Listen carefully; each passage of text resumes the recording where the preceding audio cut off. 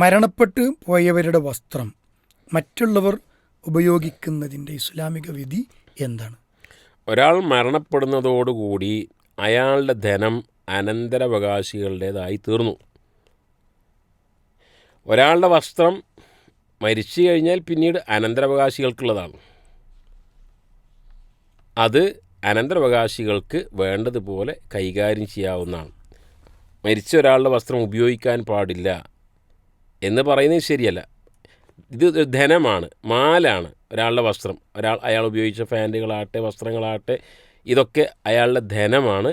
അപ്പോൾ ധനം എങ്ങനെ കൈകാര്യം ചെയ്യുന്നു എന്നതുപോലെ അത് കൈകാര്യം ചെയ്യാം. ഇല്ലെങ്കിൽ എല്ലാ ആളുകളും അനന്തരാവകാശികൾ എല്ലാം പൂർണ്ണ സമ്മതത്തോടുകൂടി അത് ഇന്ന ആൾക്ക് കൊടുക്കാം, ഇന്ന സ്ഥാപനത്തിലേക്ക് കൊടുക്കാം, അല്ലെങ്കിൽ നമുക്ക് വേണ്ട കത്തിച്ച് കളയാം. അത് കത്തിച്ച് കളയാം എന്ന് പറയുമ്പോൾ പ്രശ്നം അത് പണം പാഴാക്കലാണ് എന്നുകൂടെ മനസ്സിലാക്കണം. അവർ സ്വീകാര്യയോഗ്യമായി എല്ലാവരും ഇസ്ലാം അനുവദിച്ച ഒരു വഴിയിലേക്ക് അത് ചെലവഴിക്കാവുന്ന, ചുരുക്കത്തിൽ അത് ധനമാണ്, അനന്തരാവകാശികൾക്കുള്ളതാണ്. അത് തീരെ ഉപയോഗിക്കാൻ പാടില്ല എന്ന് പറയുന്നത് ശരിയല്ല. ഒരു പക്ഷേ ഒരാൾ മരിച്ചു കഴിഞ്ഞാൽ ആ വസ്ത്രം വേണ്ടപ്പെട്ട ആളുകൾ കാണുമ്പോൾ അവർക്ക് മാനസികമായി വലിയ പ്രയാസമുണ്ടാക്കും. അതുകൊണ്ടായിരിക്കാം ചിലപ്പോൾ അത് പറയുന്നത്. ഏതായിരുന്നാലും അനന്തരാവകാശികൾക്കുള്ളതാണ് എന്ന് നമ്മൾ മനസ്സിലാക്കുക.